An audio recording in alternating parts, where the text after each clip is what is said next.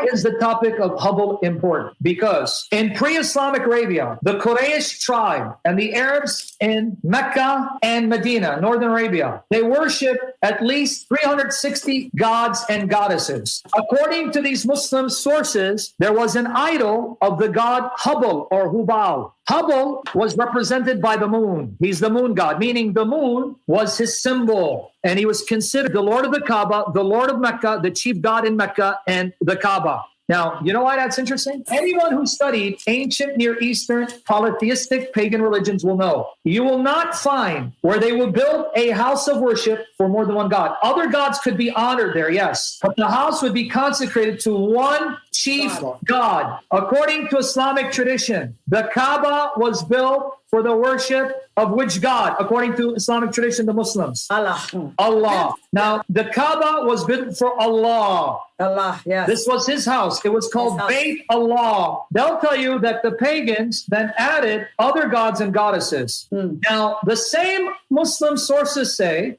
Hubal, Hubal, was the chief idol, the chief god of the Kaaba, and he was the Lord of Mecca. Now, help me understand this. If the Kaaba is the house of Allah, and Allah is the Lord of the Kaaba and the Lord of Mecca, but then the same Muslim sources confirm Hubal was the chief god of the Kaaba, he was the Lord of Mecca and the Lord of the Kaaba. What does this tell us about Allah? Who was Allah if a house of worship can only be erected for one God? If the sources are telling us the Kaaba was the house of the chief god Hubal, but then they say it's the house of Allah, and Hubal is the Lord of Mecca, the Lord of the Kaaba, but then they say Allah is the Lord of the Kaaba, Lord of Mecca. What does this tell us about Allah? Allah was the name given to who? Hubal. Hubal, there you go. Yeah. So what did Muhammad do? He erased the memory of Hubal and removed Hubal from being connected to Allah. Yes. That means if you're reading carefully, and you're reading what the sources tell you, and you understand how paganism worked, that means Hubal was called Allah. Allah was the name of Hubal. In other words, if you ask the pagans, who is this Allah you worship? They would say Hubal, Hubal. Your El is Yahweh. Your Elohim is Yahweh. Your Allah is Yahweh. But the Allah of the pagans at the Kaaba